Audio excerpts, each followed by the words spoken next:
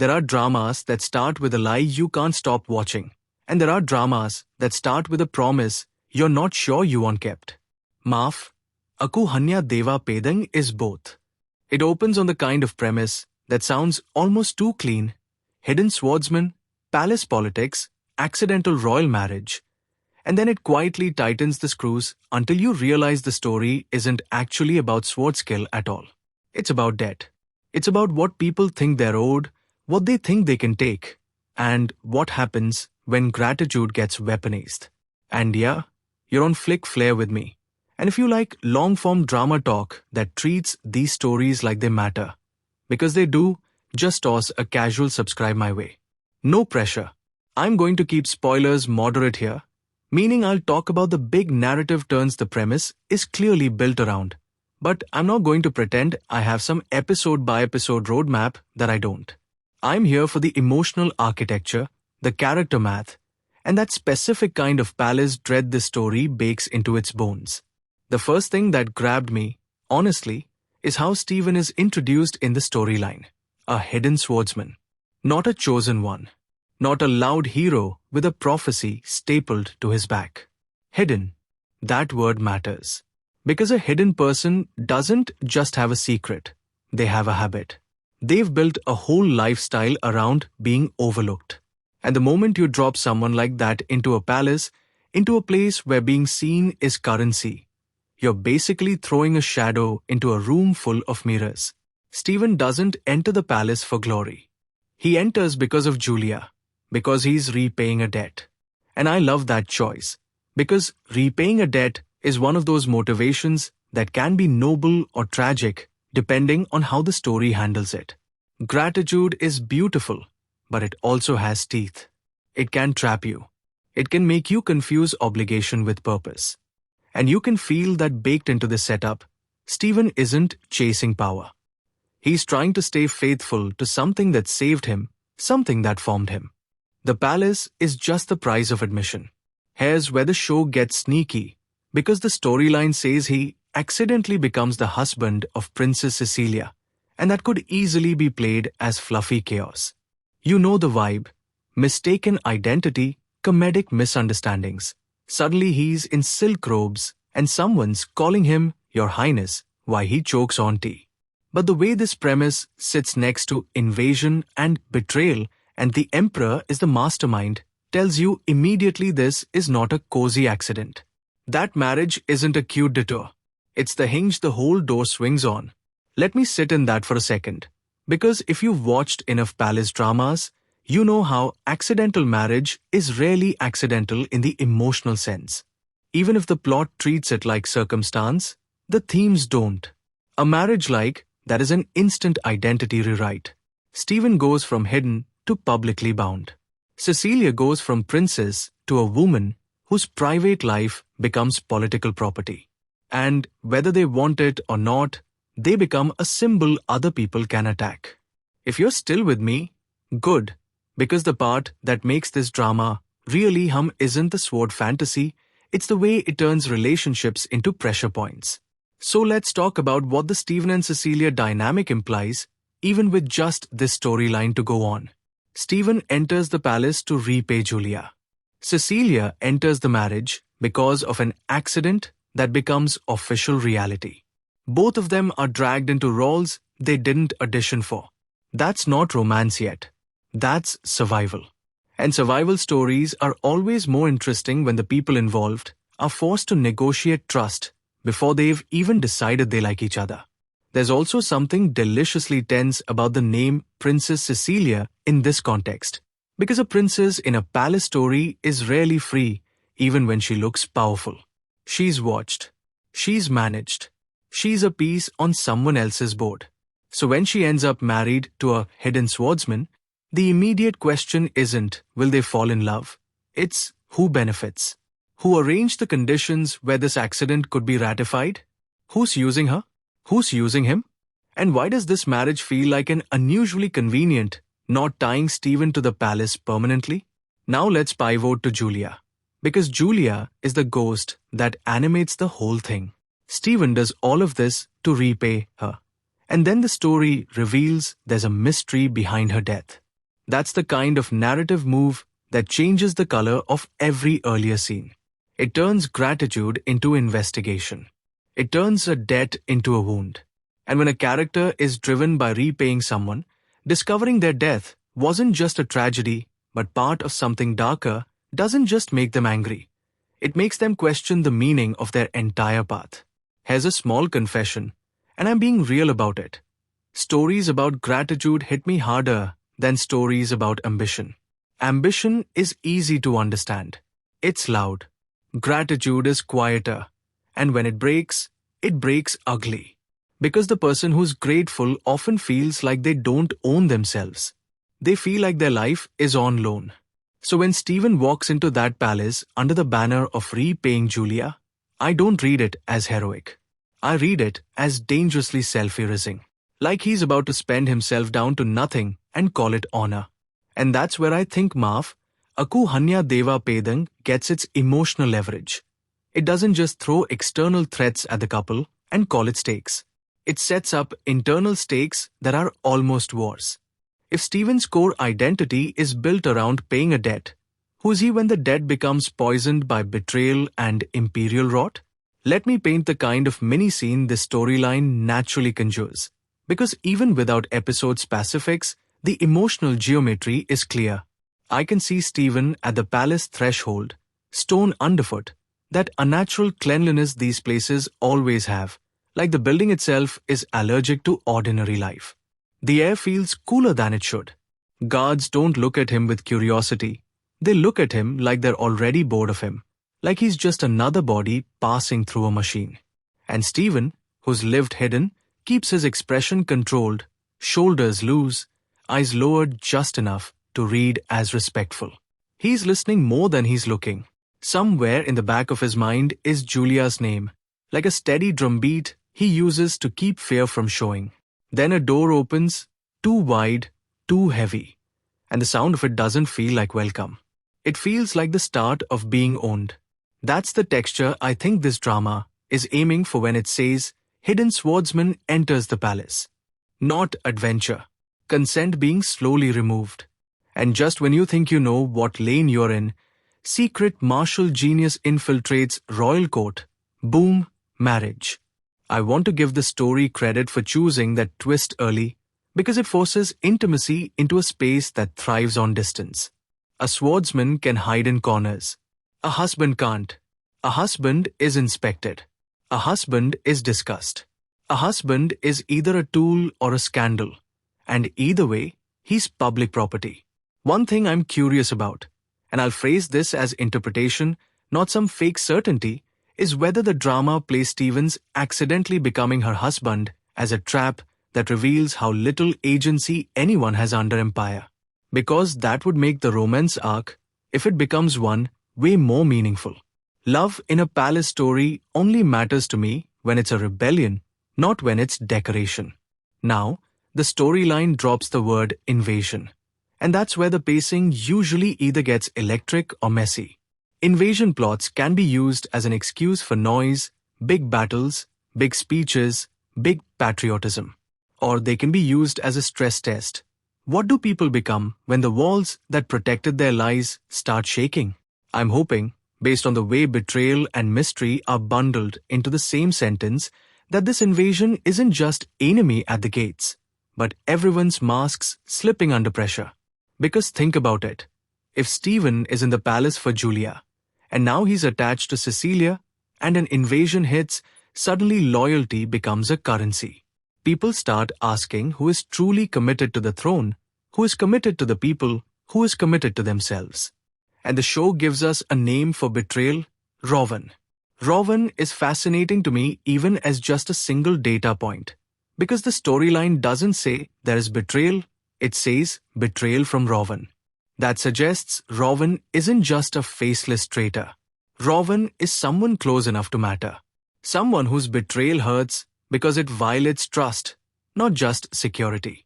And I always perk up when a story is willing to name the betrayer, because it usually means the tension isn't who did it, it's why, and how long has this been written. Let's do the thing we don't always do in drama reviews. Let's respect the betrayer as a character, not just a function. A Rowan-type betrayal in a palace story often reveals the moral economy of the court. Does Rowan betray out of greed, fear, ideology, love twisted into resentment, a belief that the empire needs to be saved by harsh means? Or, my favorite, because it's the most human, betrayal as self-preservation in a system that punishes sincerity. Here's my contrarian take, and I mean it respectfully. In a story like this, I don't automatically hate Rowan. I know. Betrayal is betrayal. But palace dramas sometimes use traitor character as a scapegoat, so the system itself doesn't have to be interrogated. If Rowan is just evil, then the palace stays romantic. If Rowan betrays because the emperor's machine forces people to do monstrous things to survive, then suddenly the story is sharper. Suddenly, it's not about one bad apple. It's about the barrel. And speaking of the barrel, the storyline says the mastermind behind Julia's death is the emperor himself. That is not a small reveal. That's not, oh no, corruption. That's the story planting its flag and saying the center is rotten. And I appreciate that, because too many dramas flirt with imperial critique and then chicken out at the end, like they're scared to upset the aesthetic of golden halls and ceremonial robes. But there's a risk here, too. When you make the emperor the mastermind, you're making the conflict existential. You're telling us the villain isn't just a person. It's the idea of absolute power. And if the drama isn't careful, that can flatten the story into inevitability. Of course the emperor did it, because emperors always do. The question becomes whether Maaf, Aku Hanya Dewa Pedang uses that reveal to deepen the emotional tragedy of Julia, or whether it uses Julia as a plot coupon to justify taking down the throne. I'm going to argue for the more interesting option. Julia matters not because she's a victim, but because she represents a kind of goodness the palace couldn't digest. Stephen doesn't repay her because she was powerful. He repays her because she did something that changed his life. So if the emperor orchestrated her death, that's not just political cruelty. That's the system killing the thing it can't control. Human loyalty that doesn't flow upward. And if that's what the drama is doing, then the revenge element isn't just satisfying, it's moral. Let me rehook you right here with a question that's been sitting in my brain since I read the premise. What happens to a hidden man when the person he owed his life to becomes the reason he can't stay hidden anymore? Because that is the kind of transformation that can be heroic or terrifying. Now, I want to talk about the title itself. Maaf, Aku Hanya Dewa Pedang, which translates in vibe, even if you don't speak Indonesian, to something like, sorry, I'm just a sword god. That's a wild tonal promise. It sounds cheeky. It sounds like it could be power fantasy. And yet the storyline is soaked in palace tragedy and conspiracy. That mismatch is either going to be the show's secret weapon, using a slightly playful framing to lure you into something darker, or it's going to be its biggest tonal balancing act. Because Sword God as a concept can absolutely ruin a palace drama if it becomes my power solves everything. The minute a character is too strong, politics stops mattering. Stakes become performative. So the question is, does the story treat Stephen's skill as a tool that complicates things or a cheat code that erases them? And based on the storyline beats, marriage, invasion, betrayal, imperial mastermind, my hope is that Stephen's swordsmanship isn't the point. The point is that even a sword god can't cut through a lie that's been institutionalized. Even the sharpest blade can't slice a rumor out of a court once it's spread. Even an unbeatable fighter can be trapped by a contract, a vow, a marriage, a debt. That's where the drama becomes adult. I also want to linger on Princess Cecilia, because in a lesser story, she becomes a prize. The princess as a status symbol. The princess as a romantic trophy. But the plot structure here basically demands she be more than that, because Stephen didn't enter the palace for her. That means their relationship can't be built on his pursuit. It has to be built on collision, on negotiation, on the slow realization that they're both being used in ways that are different but equally suffocating. If the drama plays it right, Cecilia becomes the emotional mirror to Stephen. Stephen is hidden, trained to disappear. Cecilia is visible, trained to perform. Stephen's strength is physical and secret. Cecilia's strength, if she has it, would have to be social and public. Put them in a marriage, and suddenly they each have access to a skill set they lack. He can protect her body. She can protect his identity. That's not romance fluff. That's partnership born from necessity. And necessity is the most honest foundation a palace story can offer.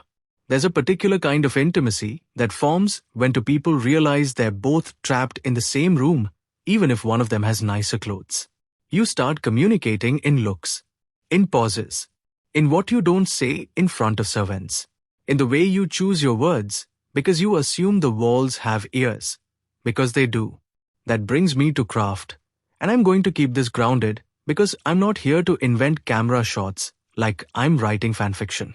But even from the bones of the story, you can tell what kind of atmosphere the drama needs to succeed. It needs to feel watched. It needs sound design that makes silence heavy instead of empty. It needs spaces that feel too large for the characters living inside them, like the building itself is swallowing them. It needs the court to feel like a performance where one wrong facial expression can become a death sentence 3 weeks later. And this is where 2026 dramas have been getting smarter, by the way.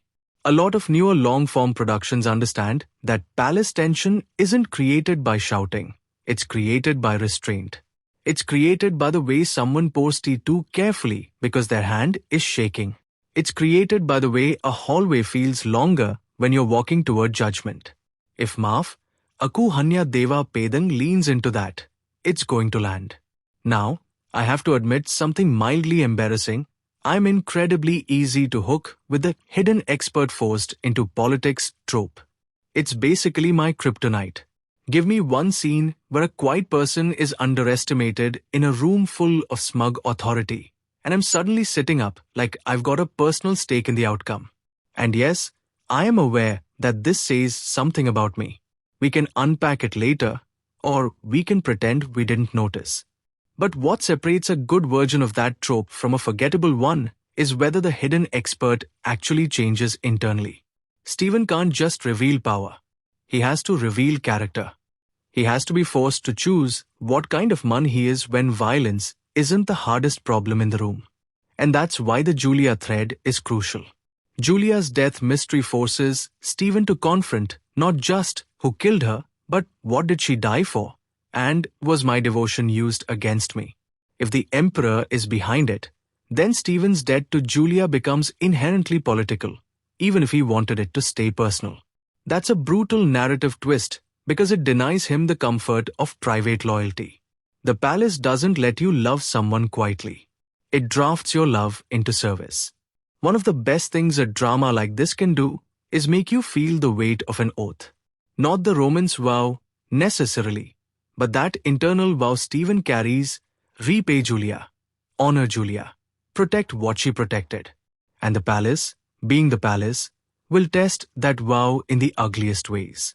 It will offer Stephen deals that sound reasonable. It will dress cruelty up as stability. It will present the invasion as a justification for tightening control. It will say, don't ask questions now, we're at war. And then the betrayal, the Rowan betrayal, becomes this acid poured onto the vow. Was the vow ever safe to begin with? If you're wondering where the emotional heart of this story is, I think it's there. Not in the sword fights we assume will happen, but in the moment Stephen realizes that being honorable in a dishonorable system is not a clean, rewarding experience. It's messy. It's isolating. People don't clap for it. They suspect it. And meanwhile, Cecilia is sitting in a marriage she didn't plan, and her entire life has probably been a series of, for the good of the realm, decisions made by other people. So the question becomes, does she see Stephen as another decision made for her? Or does she recognize in him a chance to finally make a decision of her own? Because I'll tell you right now, the most compelling version of Cecilia is not the sweet princess who melts the warrior's heart.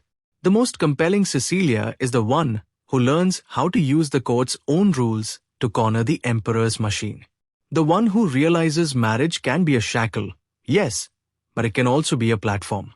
The one who takes the accident and turns it into leverage. And that leads into a theme I really want this drama to commit to: agency under empire. Stephen's hiddenness is a kind of agency. He chose to be unseen. Cecilia's visibility is a kind of captivity. She's forced to be seen. Julia's death, especially if orchestrated by the emperor, is the ultimate removal of agency. Rowan's betrayal is twisted agency, choice used to harm. Invasion is agency at scale, nations or forces colliding, individuals crushed in the chaos. When those themes line up, a drama stops being just entertaining and starts being unsettling in a good way. Like it's poking at something real. Let me pull you back in with something sharper. The storyline says justice is ultimately upheld and peace returns. That sounds comforting, right? But in a palace story where the emperor is the mastermind, justice is never simple. The interesting part isn't that peace returns. The interesting part is what it costs to make peace possible again, and who gets to define what peace even means.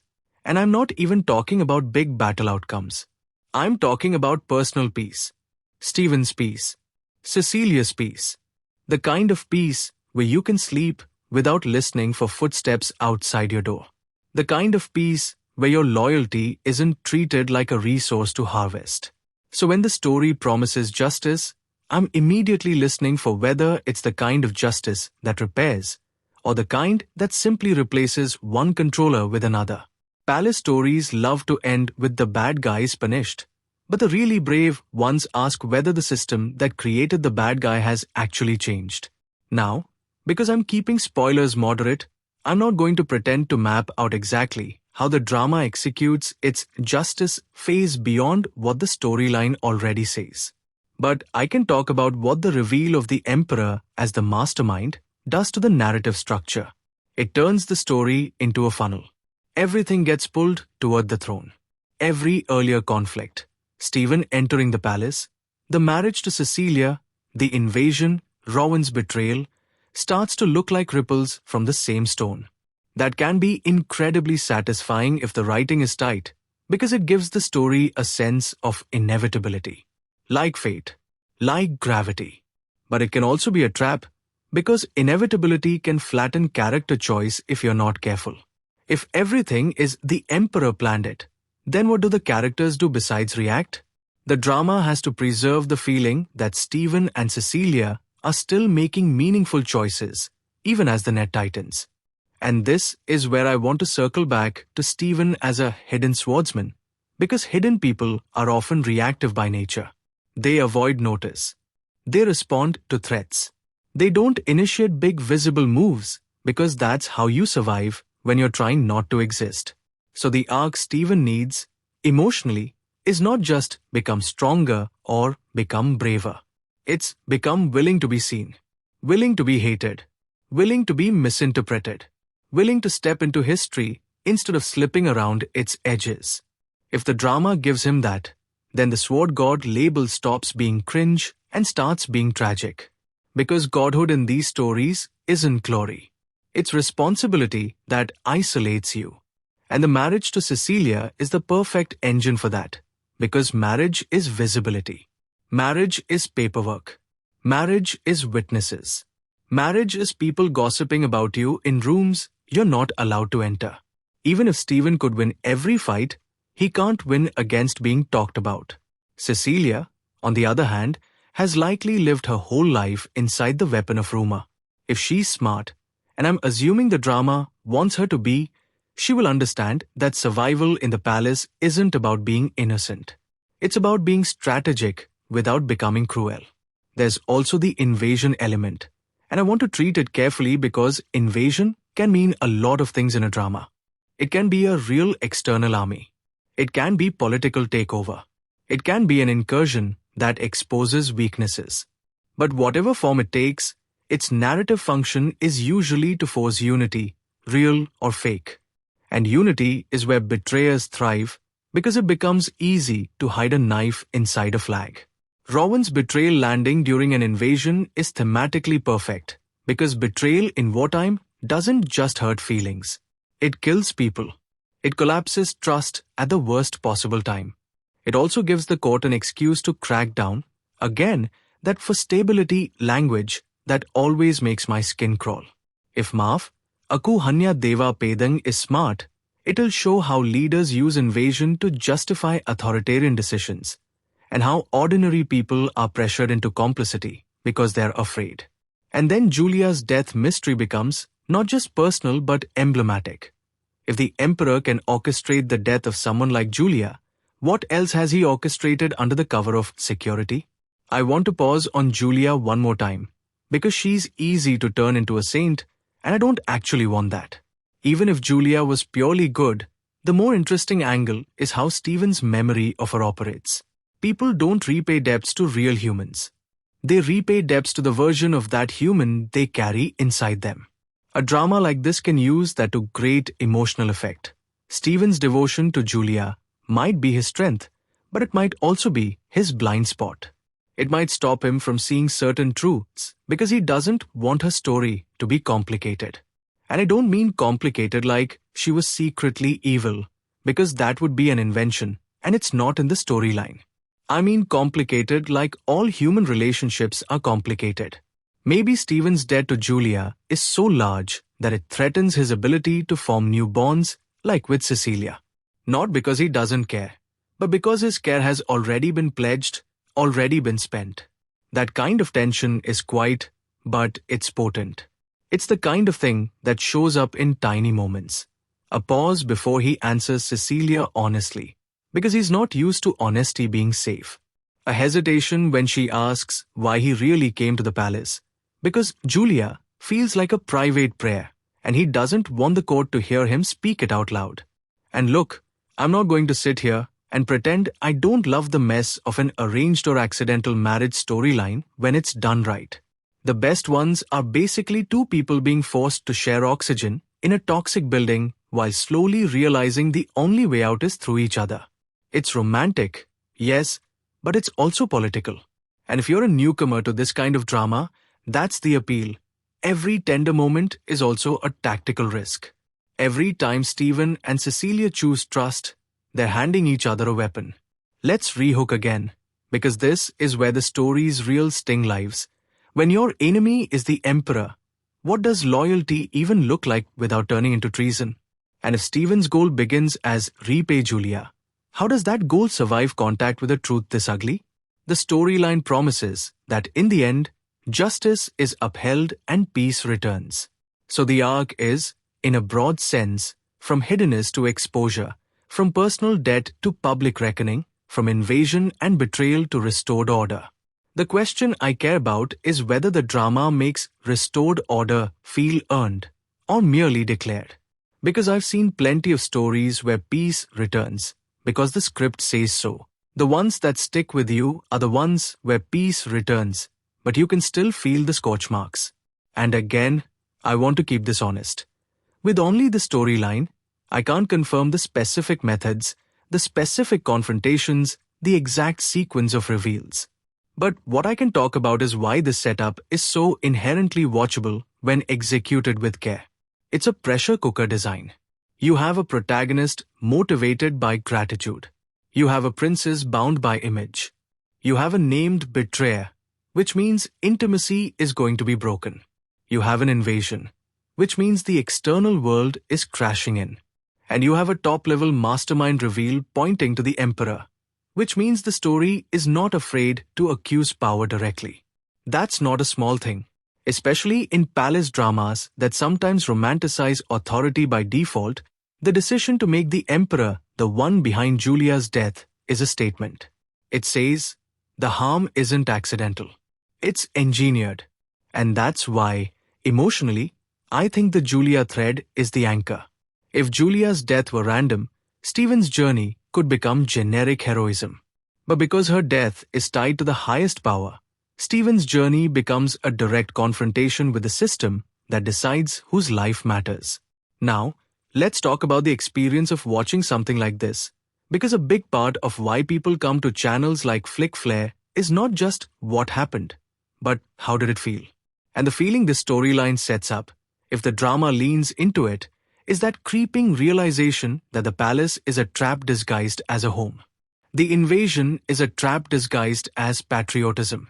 The marriage is a trap disguised as romance. The betrayal is a trap disguised as friendship. And the emperor, the one figure you're supposed to believe represents order, is revealed to be the architect of chaos. That kind of story hits a very specific nerve, the fear that the rules were never meant to protect you. If I sound intense about it, it's because I am. I've always found it more emotionally devastating when a character like Stephen, who is trying to do the right thing for personal reasons, gets dragged into a moral battlefield he didn't ask for. Not because I want him to suffer, but because it reflects something real. You can live quietly and still be touched by power. You can mind your business and still be conscripted into someone else's agenda. Stephen is also, by definition, someone who has controlled his exposure. A hidden swordsman chooses when to reveal foes. But palace life reveals you whether you consent or not. The accidental marriage to Cecilia is the moment Stephen's body stops being just his. It becomes symbolic. It becomes political. And if Cecilia is written with any degree of agency, she will feel that too. Her marriage becomes a site of conflict, where her personal dignity is negotiated in public. There's a version of this story that goes shallow. Stephen is overpowered. He beats everyone. He wins the princes. He punishes the traitor. He dethrones the bad emperor. And the end. That version is fine for a quick power fantasy. But the storyline's inclusion of Julia's death mystery, and the way it frames the emperor as the mastermind, suggests it wants to be heavier than that. It wants to make the victory cost something. It wants to leave you with that bittersweet taste. Justice happened, but look at what it took to force it. And the reason I keep returning to that is because the best justice arcs aren't about the villain. They're about what justice does to the people pursuing it. If Stephen is driven by debt and grief, justice could heal him, or it could hollow him out if it becomes obsession. Cecilia, depending on how her relationship with Stephen evolves, might become his tether to humanity, or she might become another casualty of his mission if he can't see her needs outside of his vow to Julia. That's not me claiming specific outcomes. That's me saying the drama's ingredients naturally create those pressures, and the writing's job is to decide which pressure wins. Now, Rowan. I want to give Rowan more attention because betrayal is one of those story tools that can either feel cheap or feel like a punch to the sternum. For it to feel like a punch, Rowan has to be someone who mattered to someone. Maybe Stephen trusted Rowan. Maybe Cecilia did. Maybe Rowan was positioned as an ally to the realm. But the storyline only gives us the name and the act, betrayal. So I'm going to talk about betrayal as a theme rather than a plot twist. Betrayal is the palace's love language. That sounds dramatic, but it's true. Palaces run on negotiated intimacy. People get close in order to leverage closeness. They share secrets in order to own each other. In a healthy world, trust is a gift. In a palace world, trust is a vulnerability someone will monetize. So Rowan's betrayal isn't just Rowan is bad. It's the story showing us that under invasion pressure, under imperial manipulation, the relationships people thought were safe were never safe. And that is where Stephen's hiddenness becomes ironic, because he can hide his skill, but he can't hide his heart once it's invested. I'll say this plainly. I want the drama to let betrayal be grief, not just rage. Rage is easy. Grief is harder. Grief is that blank stare after you realize you misjudged someone so badly that you start doubting your ability to judge anyone. Grief is when the world feels less coherent. Because if Rowan can betray, then what is real? And it's even worse if Stephen's driving force is repaying Julia. Because Julia's death being a mystery means Stephen has already lost someone he cared about. Betrayal on top of that loss isn't just plot escalation. It's psychological siege. Let's touch on tone for a second. Because the title's Sorry, I'm Just a Sword God energy could suggest swagger. But the storyline suggests a more solemn road. The drama has to reconcile that. One way to do it is to make the title ironic. Like Stephen's power is impressive, but it's irrelevant compared to the palace's cruelty. Another way is to make the title a mask Stephen wears, a way to keep people from seeing how wounded he is. A third way is to shift tone as the story progresses, starting lighter, then darkening as the invasion, betrayal, and Julia mystery tighten into a noose. And honestly, that kind of tonal descent can be addictive when it's done with control. It makes you feel like you're being pulled deeper, like you didn't notice how far you'd gone until you look up and realize the exit is nowhere behind you. Cecilia's role in that tonal descent could be crucial. If she begins as a figure of formal elegance, princessly composure, the kind of person trained to smile while terrified, then her gradual honesty with Stephen could become the emotional light in an increasingly dark political tunnel. But it can't be a simplistic, she softens him. It has to be mutual. Stephen should also give Cecilia something she's never had. Someone who can stand beside her without needing a title. That's actually one of the most romantic ideas possible in a palace drama, and it doesn't require cheesy dialogue. It just requires a moment where Cecilia realizes Stephen isn't flattering her. He's seeing her, not as a symbol, as a person. And if you want my honest, grounded reaction, I'm a sucker for that moment. Every time. It gets me. Not because it's grand, but because in a story like this, being seen is dangerous. So choosing to see someone anyway is an act of courage. Now, I don't want to get lost in the romance lane, because the storyline is also very clear that this is a story of conflict, external and internal. Invasion brings physical threat. Rowan's betrayal brings social threat. The Emperor mastermind reveal brings existential threat. Julia's death mystery brings emotional threat. And Stephen and Cecilia's marriage brings intimate threat, because intimacy is a battlefield in a palace setting. What makes this kind of narrative satisfying is when those threats interact instead of taking turns. When Stephen's personal grief affects his political choices. When Cecilia's political instincts affect her personal trust. When Rowan's betrayal makes them question alliances during invasion.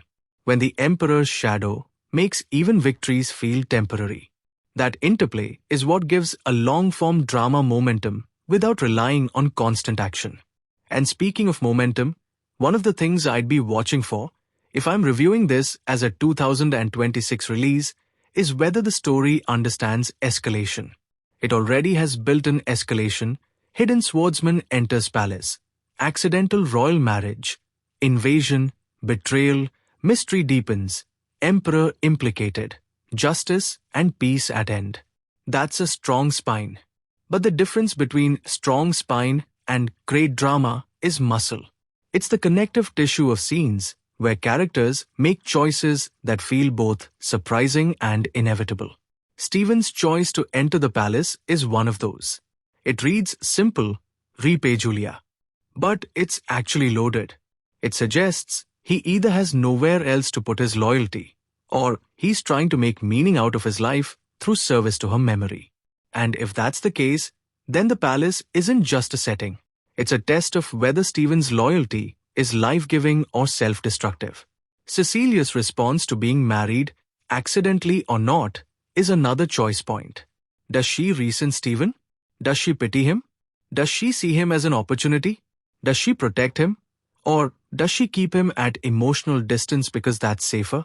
The most human answer is probably a messy mix of all of it. And I'm hoping the drama allows that messiness. A princess doesn't become emotionally fluent overnight, just because the plot gave her a husband. A hidden swordsman doesn't become socially skilled overnight, just because he has a title. Now, let's talk about the Emperor as a character concept. If the Emperor orchestrated Julia's death, what does that say about his worldview? It says he sees people as pieces. It says he sees mercy as weakness. It says he sees dissent, even moral dissent, as an infection. The Emperor, in this kind of story, doesn't kill because he enjoys it. He kills because he believes he has the right. That belief is the scariest thing on earth. Because you can bargain with someone who wants money. You cannot bargain with someone who thinks they are order itself. So the drama has to portray the emperor not just as a man, but as a philosophy. The embodiment of the realm requires sacrifice. The person who can look at Julia's life and decide it's acceptable collateral.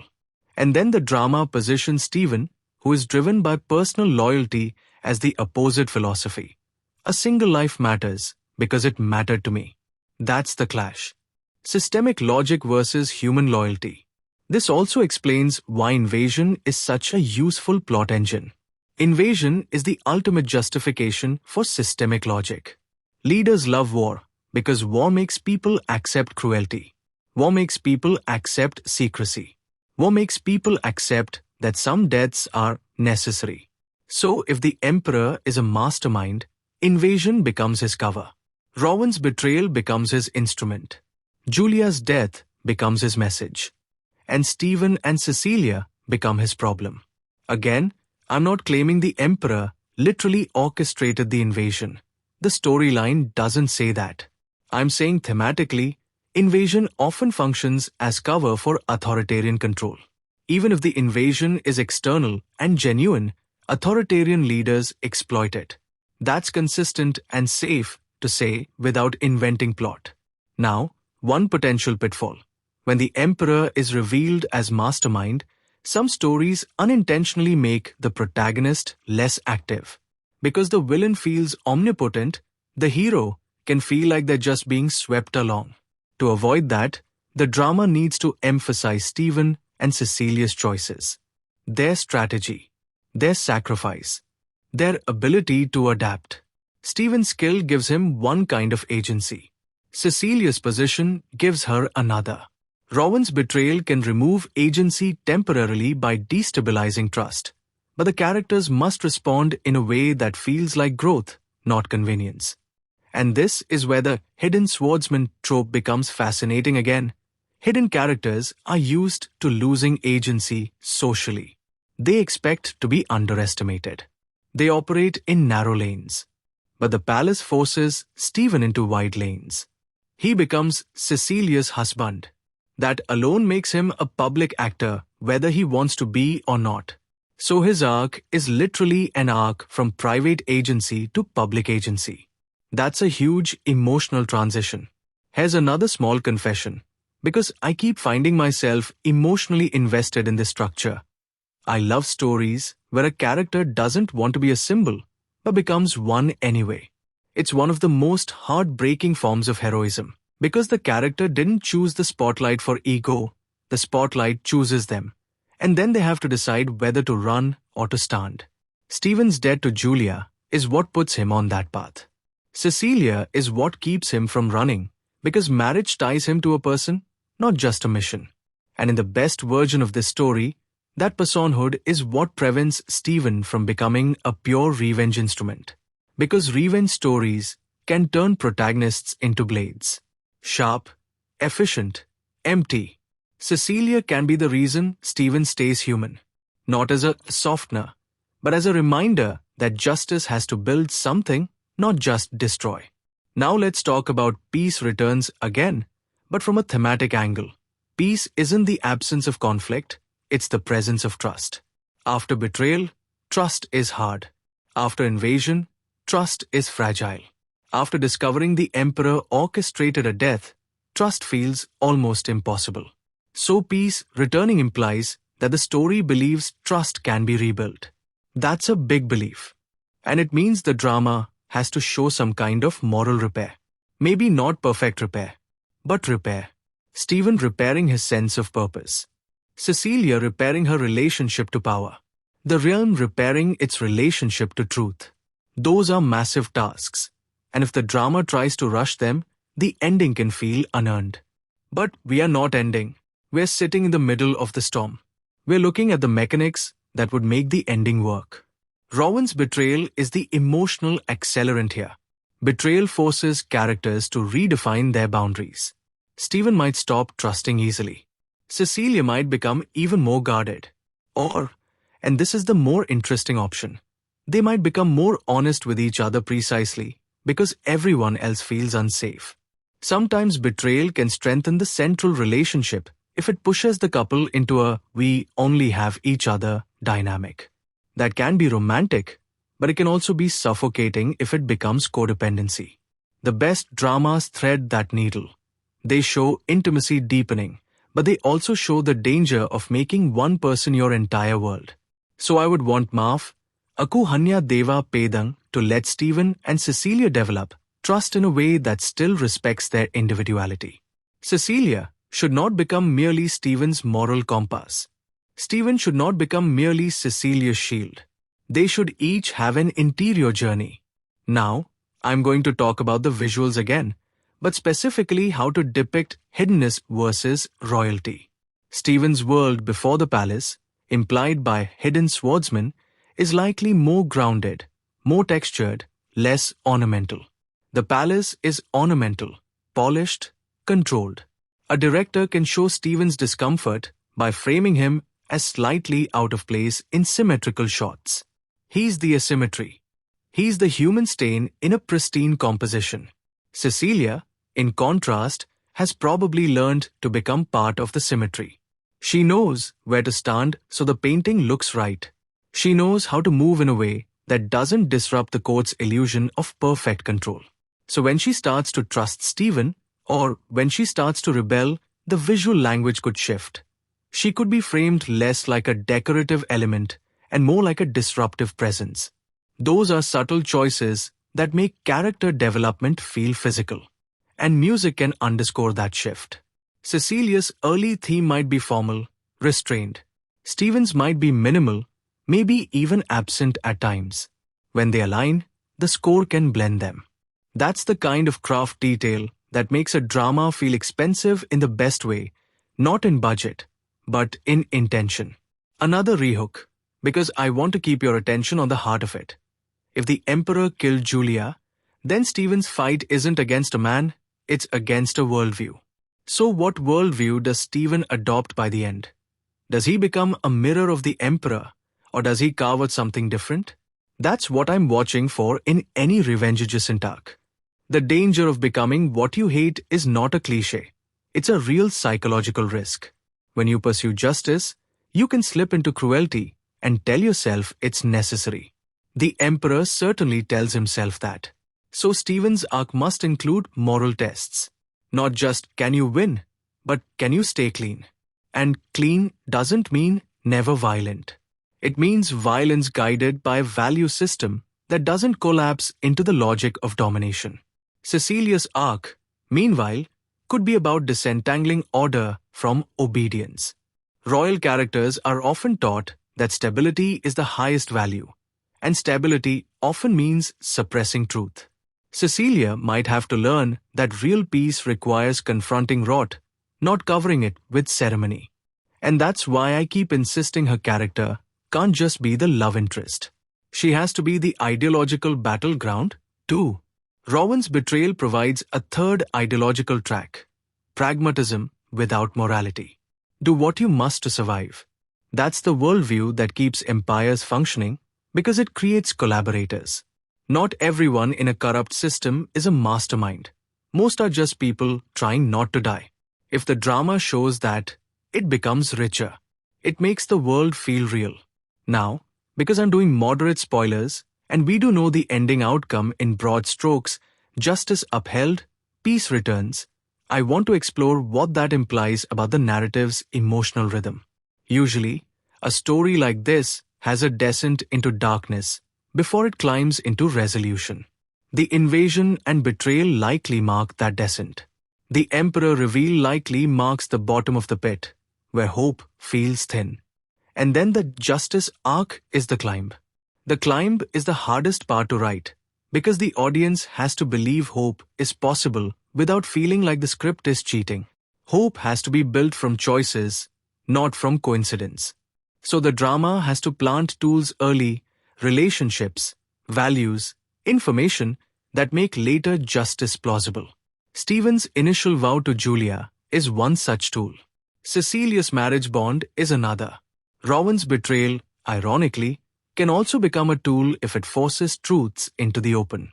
The invasion can destabilize the palace enough that the emperor's control isn't absolute. So when justice comes, it should feel like the convergence of pressures the story has been building. Like inevitability earned by cause and effect. Okay, let's zoom in on the emotional triangle that forms here. Because even if the drama doesn't treat it as a triangle romantically, it's still a triangle thematically. Stephen, Cecilia, Julia. Julia is the past, the origin of Stephen's mission, the reason he enters the palace. Cecilia is the present, the person he's bound to now, the relationship that forces him into visibility. The tension is whether Stephen can honor Julia without using Cecilia as an afterthought. This is delicate, and if the drama handles it with maturity, it can be devastating in a good way. Stephen might struggle with guilt for forming a bond with Cecilia while still carrying Julia's memory. Cecilia might struggle with the knowledge that Stephen's heart is partly devoted to someone else's legacy. Julia, even absent, might dominate Stephen's choices. And the reveal that the emperor orchestrated Julia's death changes the triangle again. It turns Julia from personal benefactor into political casualty. That shifts how Cecilia might relate to her memory. Cecilia might begin to see Julia not as a rival for Stephen's loyalty, but as a symbol of what the palace destroys. That's a powerful emotional turn because it allows Cecilia to join Stephen's mission not as a tag-along, but as someone who recognizes a shared enemy. And it also deepens Stephen's grief. Because if the emperor killed Julia, then the man at the top of the world treated the person Stephen loved, whether platonically or otherwise, the storyline doesn't define like disposable matter. That's enraging. And it's also humiliating. It forces Stephen to confront how small one person can be in the eyes of a system. But smallness is not the same as insignificance. And that's the story's moral argument. I think one life matters enough to shake an empire. Now I want to talk about one more craft element that makes or breaks palace dramas. The supporting cast's function. We only have Rowan named besides the central trio and the emperor. That means Rowan likely carries a lot of narrative weight as the betrayal phase. The danger in that is that you can end up with a simplified world. Hero, heroine, traitor, emperor. To avoid that simplification, the drama would need to make the palace feel populated by people with varying degrees of complicity. Some are true believers. Some are frightened. Some are opportunists. Some are quietly resisting. Even if those characters aren't named in the storyline, the world building can still suggest them. That's how you make the emperor's power feel systemic rather than magical. And if the invasion is a major thread, the external world should also feel real. Invasion shouldn't feel like a convenient excuse for the plot to have action. It should feel like a geopolitical consequence. Like the empire's corruption has external costs, not just internal drama. Again, I'm not inventing nations or battle details. I'm saying the invasion, as a story tool, can either feel like a random monster attack or feel like the world responding to the empire's weakness. Now, here's a human moment. I always judge palace dramas by how they handle rooms. Yes, rooms. Because rooms are where power is exercised. If every room feels like the same set with different curtains, the palace becomes a stage. But if rooms feel distinct, if there are spaces that feel safe, spaces that feel ceremonial, spaces that feel like traps, then the palace becomes a character. Stephen, as a hidden person, would naturally map rooms in his mind. Exits, angels, sightlines. Cecilia, as a royal, would map rooms socially. Who stands where? Who approaches whom? If the drama visualize that contrast, Stephen noticing corners, Cecilia noticing faces, that's an elegant way to show their different intelligences without exposition. And that, to me, is where a 2026 drama can really shine. Not in bigger sets, but in smarter language of cinema. Another rehook. You can tell whether a drama respects its audience by whether it trusts you to read subtext. This story, with betrayal and imperial conspiracy, absolutely requires subtext to feel satisfying. Now let's come back to Rowan one last time in this segment, because betrayal is also a relationship event. It means someone believed in a connection that wasn't real or wasn't mutual. So whose relationship gets broken by Rowan?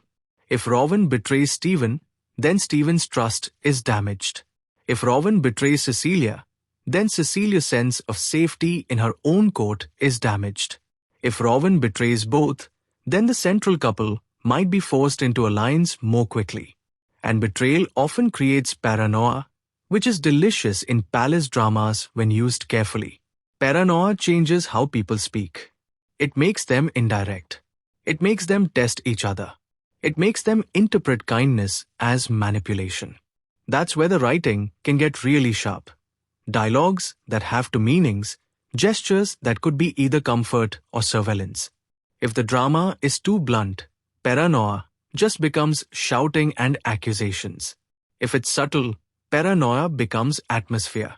Now, since the storyline ends with justice and peace, I'm going to assume the drama eventually offers catharsis.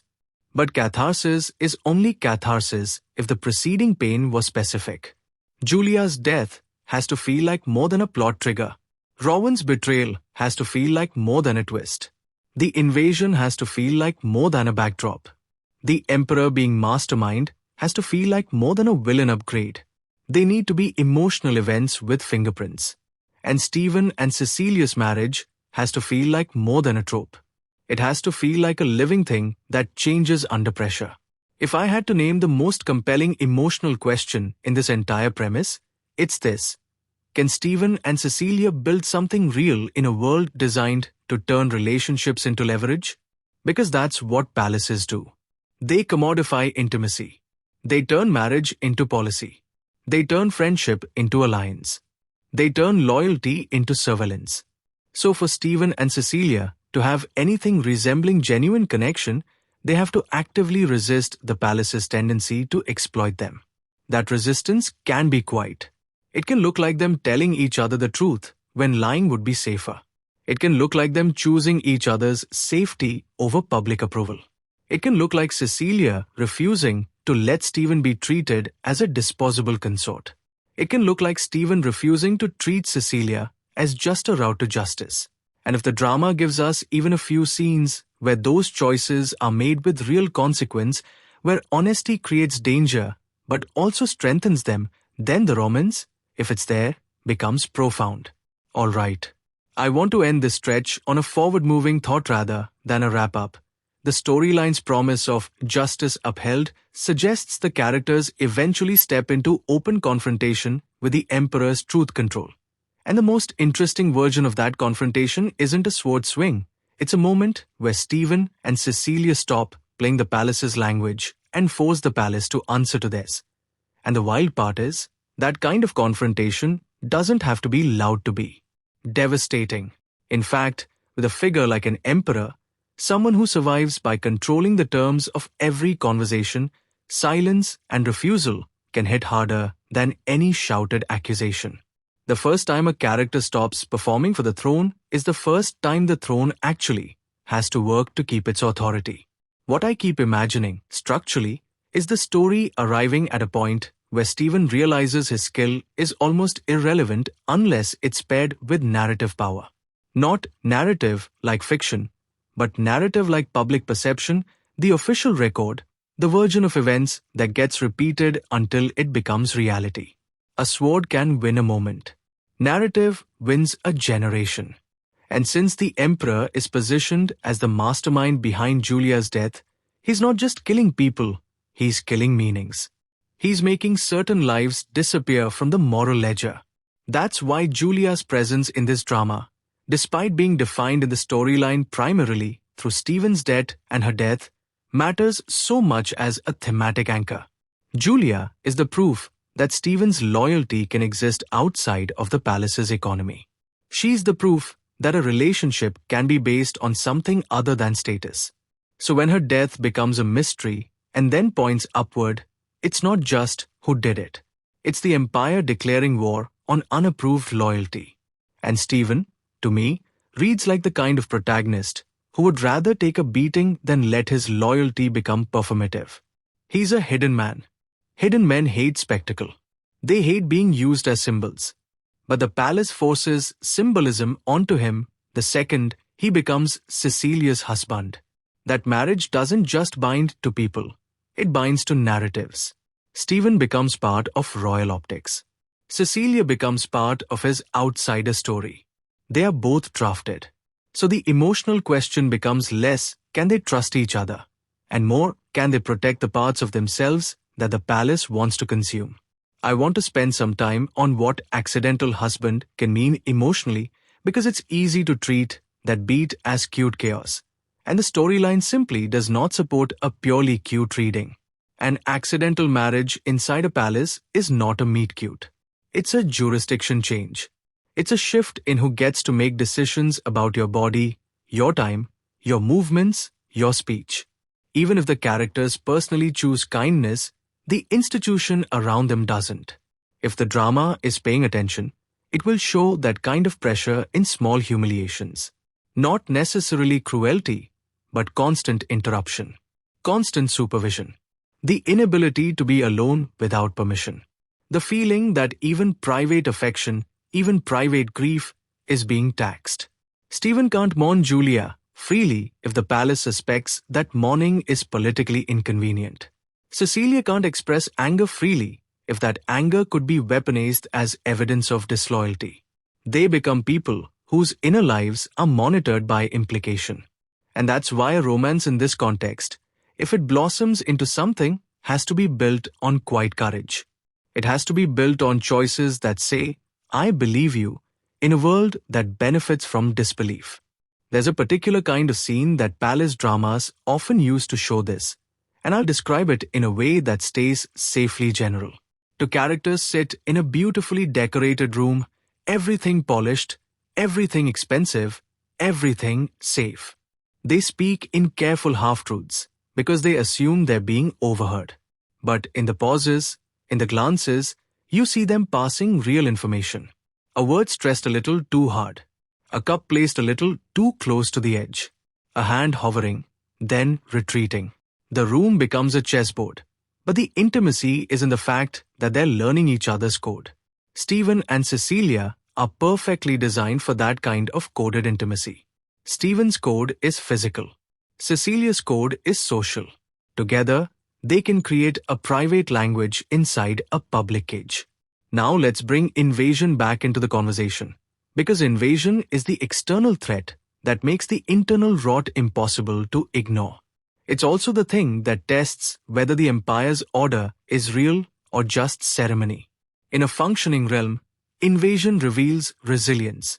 In a corrupt realm, invasion reveals fractures. Leaders start scapegoating. Trust collapses.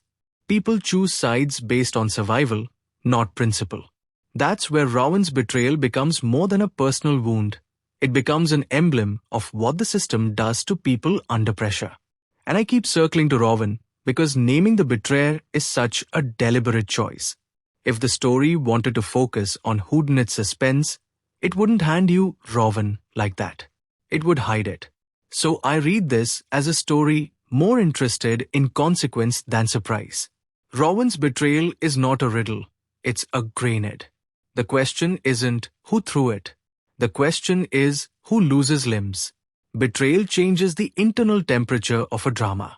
After betrayal, even kindness becomes suspect.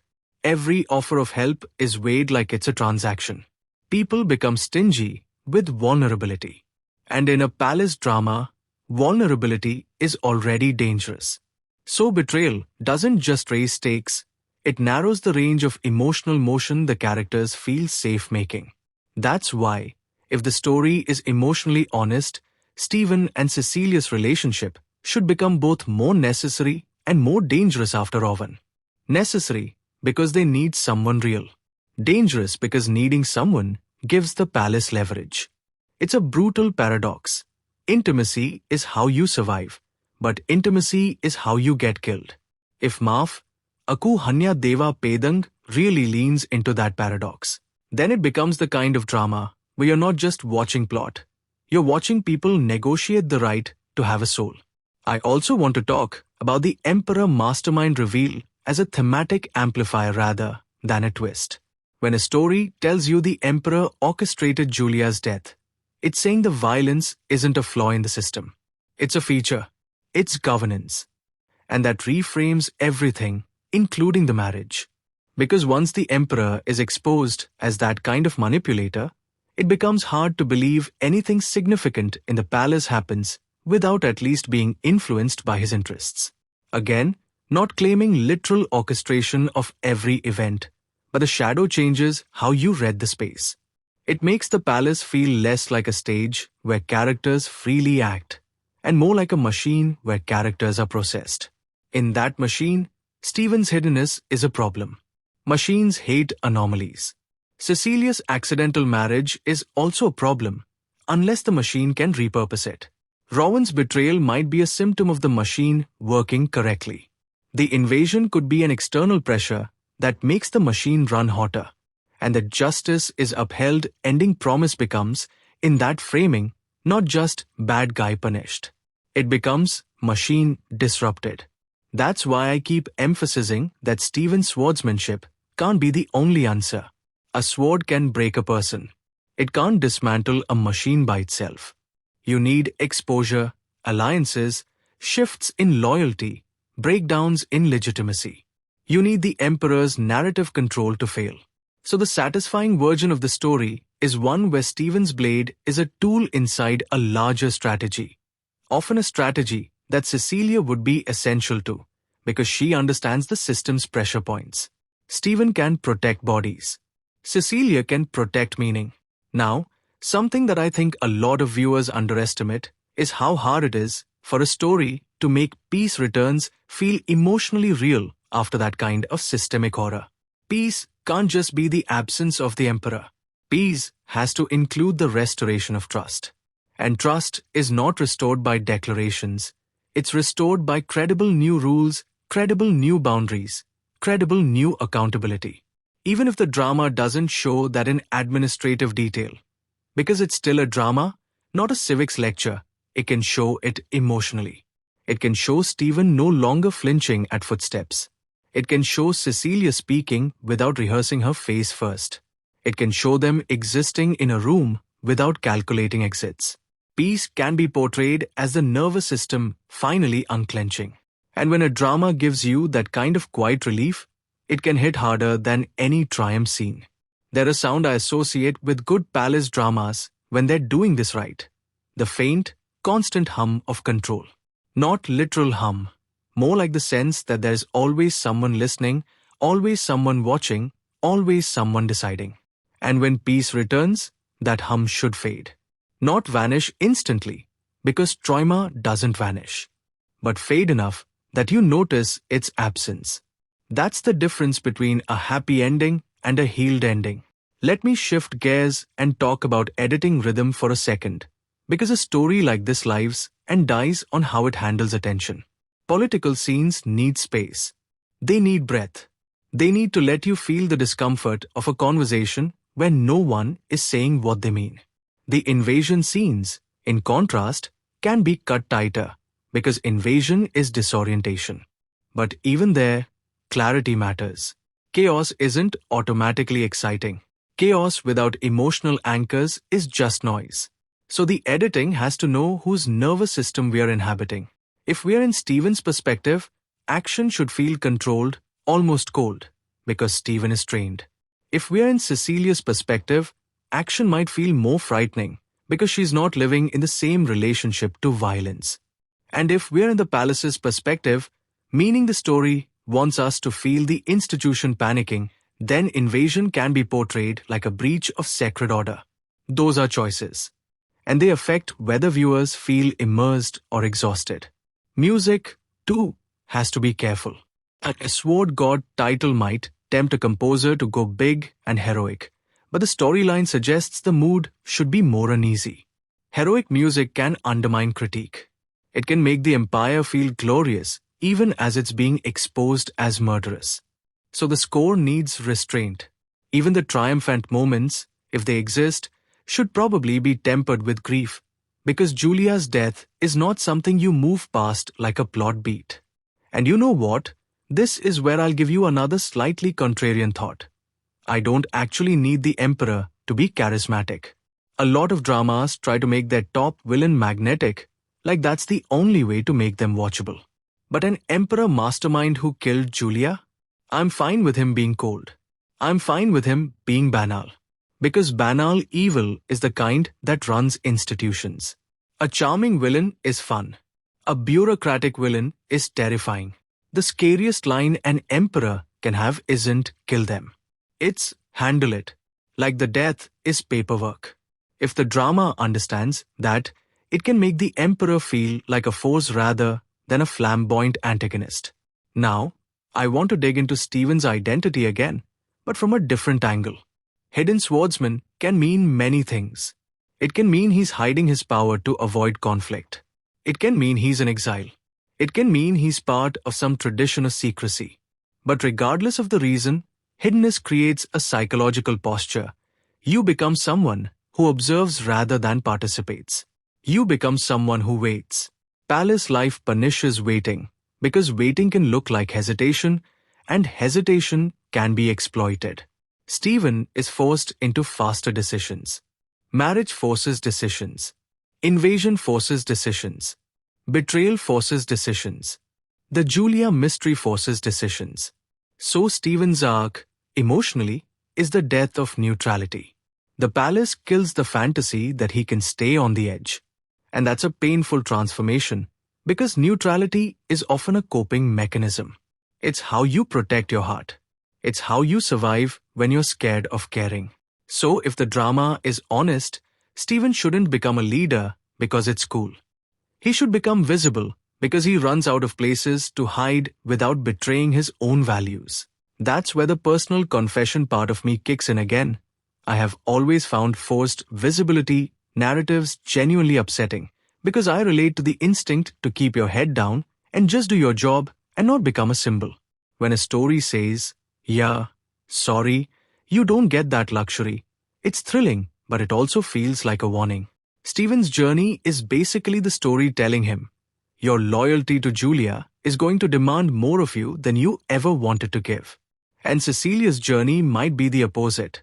Her visibility has been imposed on her forever, and the story might offer her, for the first time, a form of privacy, not secrecy, but privacy in the sense of being known by someone who doesn't treat her as a public asset. Stephen can give her that, because he's not obsessed with her title. He's obsessed with a promise he made to someone else. That can be insulting at first, by the way. Imagine being a princess and your husband isn't impressed. That's a blow to ego. It's also relief. That's a rich dynamic if the drama leans into it. Now let's explore what justice is upheld could mean for Rowan specifically, in a way that doesn't invent specifics but still grapples with narrative logic. Betrayers in palace dramas often face one of three fates: punishment, redemption, or erasure. Punishment is cathartic. Redemption is complicated. Erasure is realistic, but sometimes unsatisfying. Given the storyline promises justice and peace, it suggests the drama believes in accountability. That leans toward punishment, or at least exposure.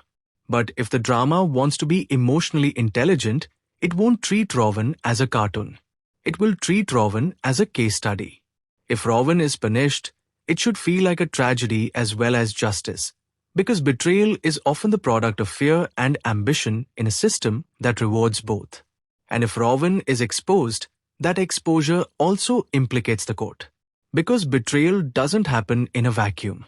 It happens in a culture where betrayal is incentivized.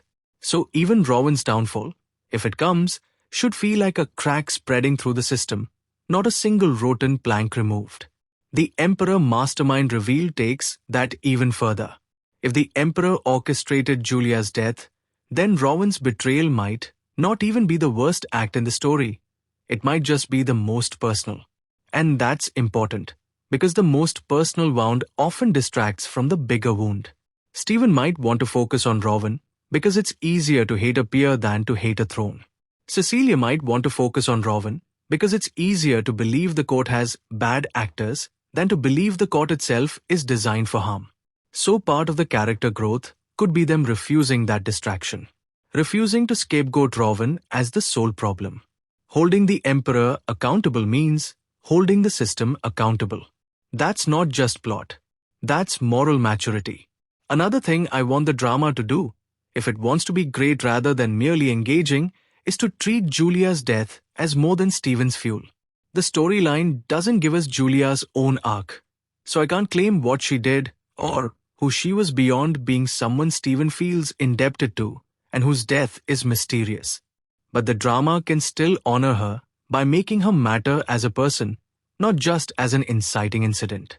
How do you do that without flashbacks and speeches and forced saint lines? You do it by showing how her absence shapes the present.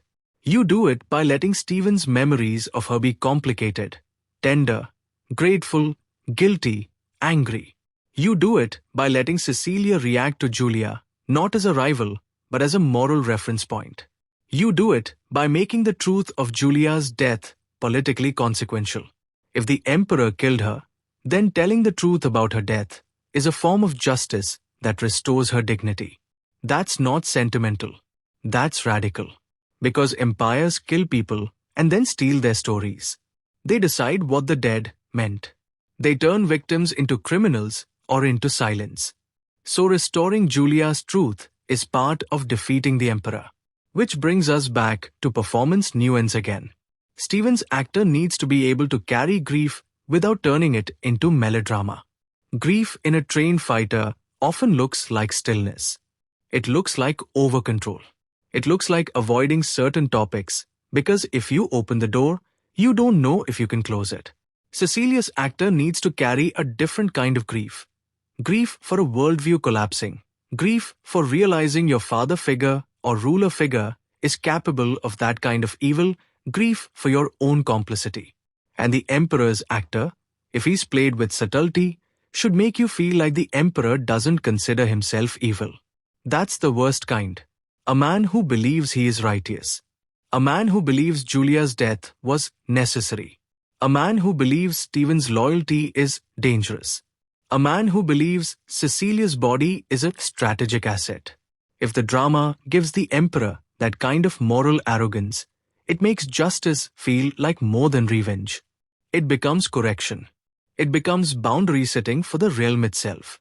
Now, I'm going to lean into a cinematic mini-scene again because I think this story's emotional best moments are the quiet ones. Imagine Cecilia alone after a public event, some ceremony, some meeting, something where she had to smile through stress. She returns to her private chamber, closes the door, and the smile falls like a mask hitting the floor. The room is dim, lit by whatever traditional lamps the palace uses, and the silence is almost oppressive. She sits down not gracefully, but like she's tired of being graceful. She reaches for a hairpin, maybe, and her hand shakes slightly because her body is finally allowed to tell the truth. Then Stephen enters, careful, not barging in like he owns the space because he knows he doesn't. Not emotionally, not yet. He sees her like that, unperformed, and he freezes because he realizes he's witnessing something she could be punished for, being human. And instead of speaking, he just stays quiet in a way that communicates safety. No demands, no questions, just presence. That kind of scene, if the drama earns it, would be the heart of the marriage arc. Because it's not romance as fantasy. It's romance as sanctuary in a hostile institution. And it also serves the political plot because a sanctuary allows planning. It allows honest conversation. It allows strategy that isn't filtered through palace etiquette. Now, let's talk about how this drama could handle the transition from mystery to confrontation without losing coherence. A lot of palace conspiracy stories get tangled because they add secrets faster than they resolve them. They introduce too many players. They create the sense of complexity without actually being complex, just noisy. But the storyline here is actually clean. It's focused. Stephen enters to repay Julia. He becomes Cecilia's husband. They face invasion. Rowan betrays. They uncover the mystery behind Julia's death. The emperor is the mastermind. Justice happens. Peace returns. That's a tight chain. So the challenge isn't, can the writers keep track of too many threads? The challenge is, can they make each link feel emotionally necessary? The marriage link should not feel like random trope injection. It should feel like the palace tightening its grip on Stephen and Cecilia.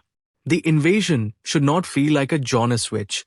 It should feel like external pressure revealing internal rot. Rowan's betrayal should not feel like obligatory drama. It should feel like trust becoming unaffordable. The Julia mystery should not feel like a puzzle box. It should feel like grief becoming political. The emperor reveal should not feel like escalation for escalation's sake. It should feel like the inevitable destination of the story's critique. If the drama hits those emotional necessities, it becomes the kind of show you can talk about for hours because every beat means something. And yes, I realize that's exactly what I'm doing right now. Has a lightly humorous, self-aware side because I can feel myself getting intense. I always say I'm going to talk about a few things, and then 3 hours later I'm explaining why a door sound effect is political. This is not a phase. This is my personality. Anyway, another layer I want to examine is how repaying a debt functions as a moral framework. Debt can be noble. It can also be a way of avoiding freedom. If Stephen believes he must repay Julia, he might be using that belief to avoid asking himself what he wants. And the palace is the worst place to avoid your own desires, because the palace will assign desires to you. It will tell you what you should want. It will tell you what your marriage should be. It will tell you what your loyalty should look like. It will tell you which debts matter. So Stephen's growth might include a terrifying moment. He has to choose justice, not because he owes Julia, but because he believes in it. That's the shift from obligation to conviction. That's adulthood. And for Cecilia, the shift might be from obedience to legitimacy. Royals are often taught that legitimacy comes from bloodline. Cecilia might have to learn legitimacy comes from moral authority, from serving truth rather than preserving image. That's an ideological break with the emperor, which makes their partnership more than romantic. It becomes philosophical. Now, I want to explore one possible emotional danger in how the justice is upheld can be portrayed. The temptation to make justice feel clean. In a story where the emperor is behind Julia's death, justice is going to be messy. It's going to rupture relationships. It's going to destabilize the realm. Even if peace returns, there's going to be a period of uncertainty. People who benefited from the emperor will resist. People who feared the emperor will be cautious about believing anything has changed. So if the drama is too eager to give you comfort, it might skip the messy middle. But the messy middle is where character integrity is tested. It's where Stephen and Cecilia have to decide whether they're pursuing justice for the realm, or just revenge for Julia, or just survival for themselves. The most satisfying stories make the characters confront those motives honestly. Stephen might have to admit, at some point, that part of him wants blood. Cecilia might have to admit that part of her wants the palace to stay stable even if it's corrupt, because instability is terrifying. Rowan might have justified betrayal as for stability. The emperor might have justified murder as for stability.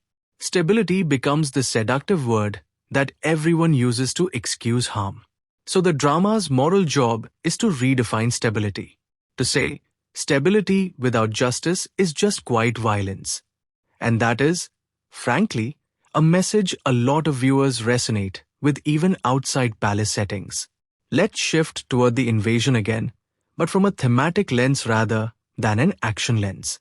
Invasion is the moment where the outside world says, your court games are not the universe. It forces the palace to confront consequences.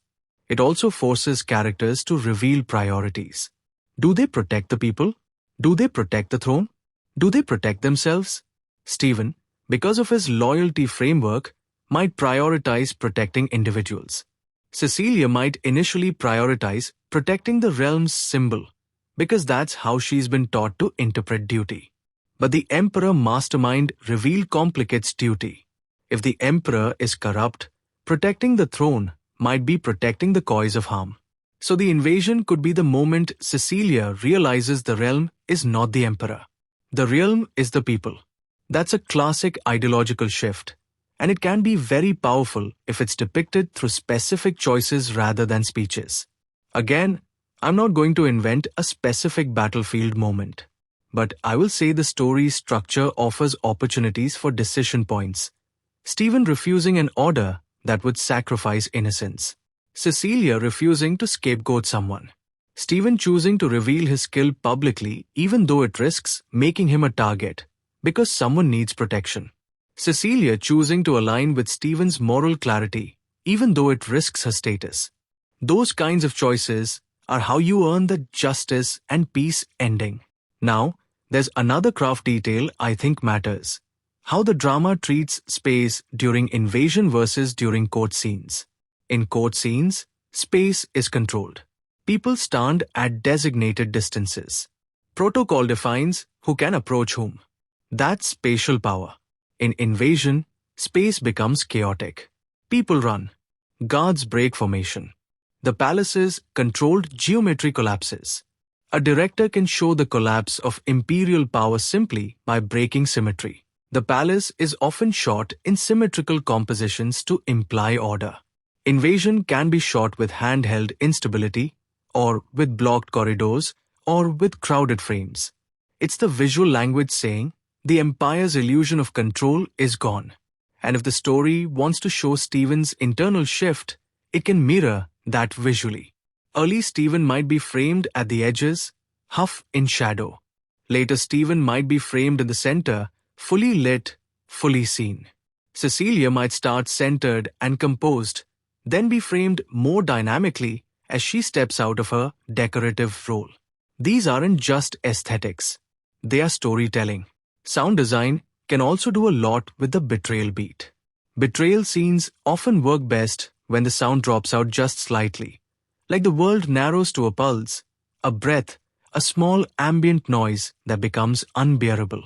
If Rowan betrays in a moment of chaos, the show can isolate a tiny sound, the click of a latch, the scrape of a blade, the soft thud of a dropped object, to make the moment feel intimate even if it's surrounded by noise.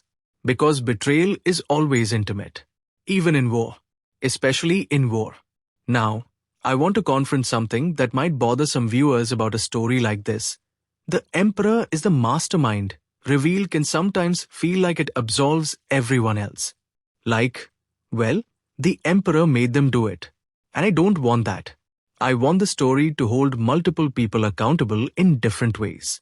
The emperor is the top. Rowan is a betrayer.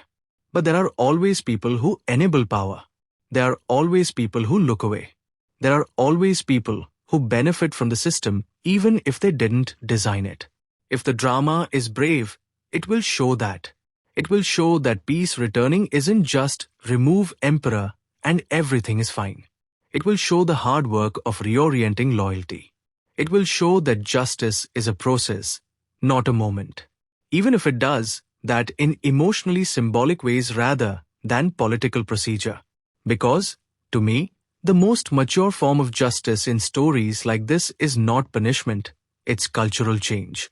It's people no longer being willing to accept necessary sacrifices as an excuse for murder.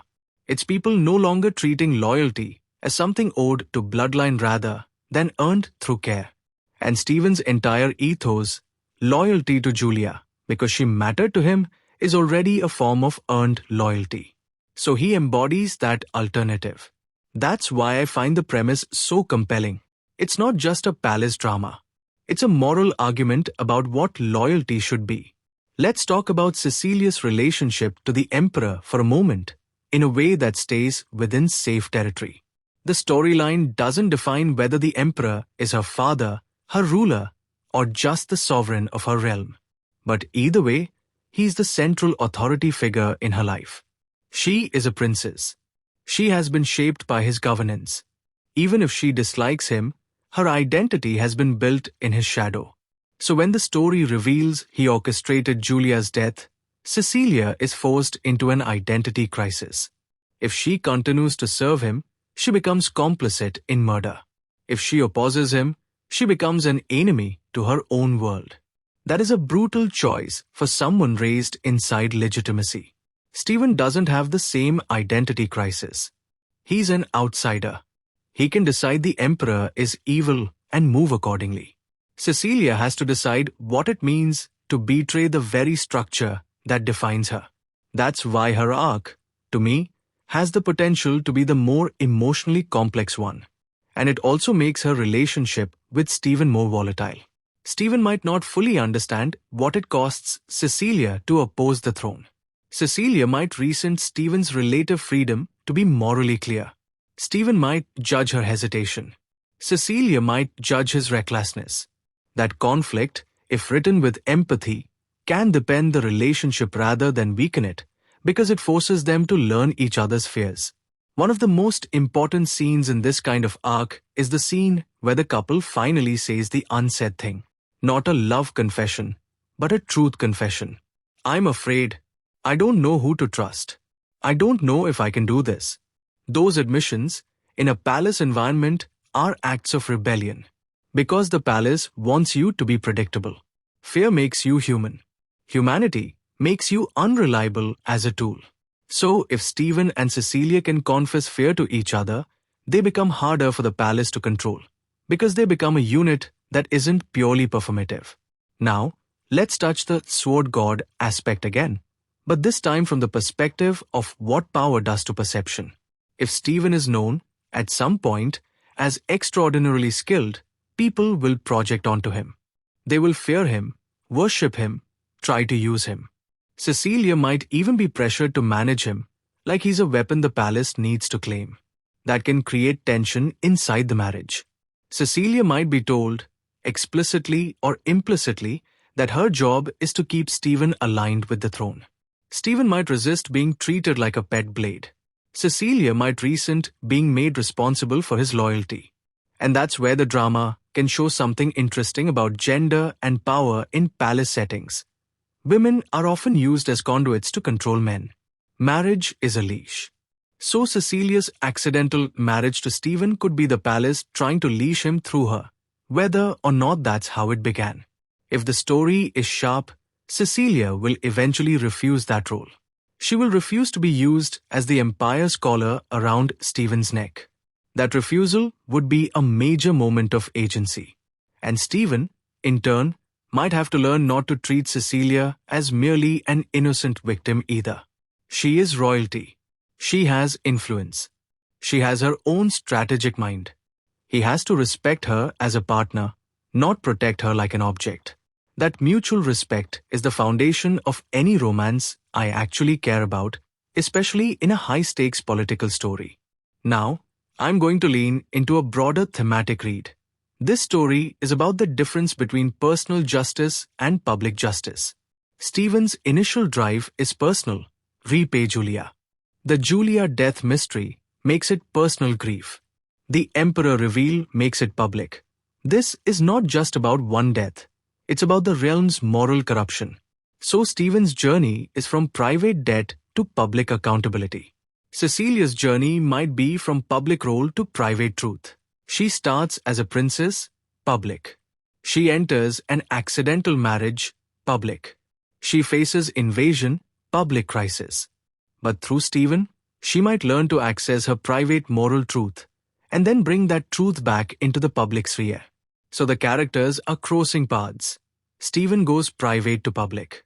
Cecilia goes public to private and back to public, but with a different self inside her. That's elegant storytelling when it's done right. Rowan's role in that crossing could be to show what happens when someone chooses neither private truth nor public accountability, but instead chooses public survival. Betrayal is often the act of someone trying to remain aligned with power when power is shifting.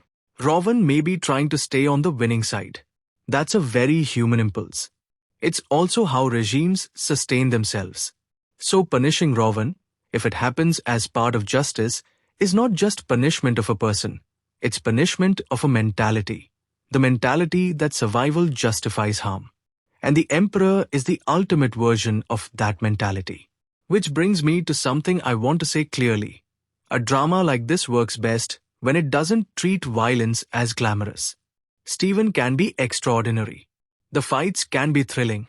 But the story's moral arc depends on violence being costly.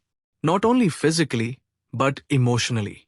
Every time Stephen uses his blade, it should change something. It should draw attention. It should create consequences. It should not feel like a reset button. Otherwise, Sword God becomes a cheat code and undermines the palace critique. The most powerful sword fights in political dramas are the ones that feel like tragedy. The ones where you can feel the character thinking, I didn't want this. The ones where the choreography is crisp, but the emotional tone is heavy. And yes, choreography is storytelling too. A hidden swordsman's style should look different from a trained palace guard's style. Hidden fighters often fight like they want to end things quickly without flourish, because flourish is exposure. Palace guards might fight with formality, with display, because they fight as representatives of the throne. Invasion forces might fight with desperation, with rawness, because they're not fighting for ceremony. If the drama distinguishes those styles, it deepens immersion without needing exposition. Now, the title's apology, "Sorry, I'm just a sword god," could be used ironically in this context. Imagine Stephen being forced into situations where his power is both needed and resented. People might fear him. People might accuse him of destabilizing the court. People might try to co-opt him as propaganda during invasion. And Stephen, who never wanted to be visible, might feel like his existence is an inconvenience everyone wants to manage. The "sorry" becomes less comedic and more like, "Sorry, I exist in a way you can't control." That's darkly compelling. Let's return to the idea of peace returns and what that means for Stephen and Cecilia as a couple. In many palace dramas, the couple's happy ending is framed as they get to be together. But in a story this systemic, I'd argue the deeper happy ending is they get to be themselves together. Because togetherness inside a palace can still be imprisonment. Togetherness without safety is just a shared cage. So for peace to feel real, it has to include their relationship no longer being a political trap. It has to include them no longer being constantly leveraged by court forces. It has to include them being able to exist without being treated as symbolic property. That's why justice needs to be structural, not just personal. And I keep saying that because it's the only way the ending promise makes sense. If the Emperor is the mastermind, removing him is one thing. Changing the realm's relationship to truth is another. Peace implies some level of healing in the realm itself. Now, since we're not at the verdict, I'm going to keep digging into what makes this drama emotionally resonant. There's an undercurrent in this storyline about consent to roles, consent to narratives, consent to obligation. Stephen doesn't consent to palace life, he chooses it out of debt, but debt complicates consent. Cecilia doesn't consent to the marriage, it's accidental, which already implies a lack of control. People don't consent to invasion, it happens to them. People often don't consent to betrayal, it is done to them. Julia didn't consent to being killed. And the Emperor, as mastermind, is the figure who violates consent at the highest level. He decides for others what they must sacrifice. So justice, in this framing, is the restoration of consent. The restoration of agency. Stephen choosing his purpose rather than being driven solely by debt. Cecilia choosing her allegiance rather than being defined by her title. The realm choosing a different relationship to power. Peace returning as a state where people are not constantly coerced. That's a big theme, and if the drama taps into it, it can feel surprisingly modern, even in a historical or fantasy setting. I also want to talk about the emotional psychology of debt, because it's not a theme I see treated with real seriousness often. Debt can become identity. People who live by debt often fear freedom, because freedom would mean the person who saved them no longer owns their narrative. And that can feel like betrayal. So Stephen might have moments where he clings to the Julia, even when it harms him, because letting go would feel like dishonoring her. But honoring someone's memory isn't the same as chaining yourself to it. A mature story would eventually force Stephen to distinguish those things. And Cecilia might be the one to help him see it. Not by saying, forget Julia, but by saying, in some form, you can honor her by living, not by dying inside. That's the kind of line that can be corny if delivered wrong, but devastating if earned through shared experience. Another rehook, because this is where the story's soul is. If Stephen's debt to Julia is the reason he enters the palace, what does he do when he realizes the palace used Julia's death as part of its machinery? Does he double down on obligation, or does he transform obligation into liberation? Now, let's consider the invasion again, but as a mirror to the internal invasion of truth. External invasion breaches walls. Internal truth breaches lies. Both are destabilizing. Both create panic. Both force reconfiguration. So well-structured drama might align those beats. As the external threat peaks, the internal truth also sharpens. The realm is under attack, and the legitimacy of the throne is under attack simultaneously. That's maximum pressure. It's where betrayals happen, where alliances form, where characters reveal what they really care about.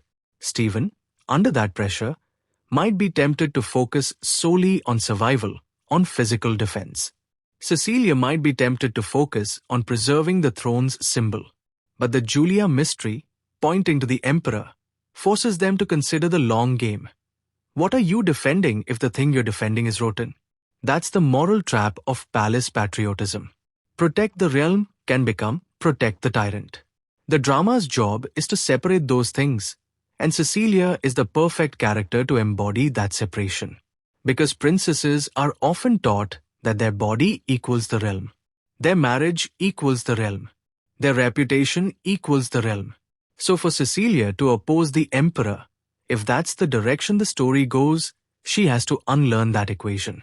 She has to realize she can love the realm and still confront the throne. That's not just character development. That's ideological emancipation. Rowan's betrayal can also function as a cautionary example here. Rowan might justify betrayal as protecting the realm. That's a classic rationalization.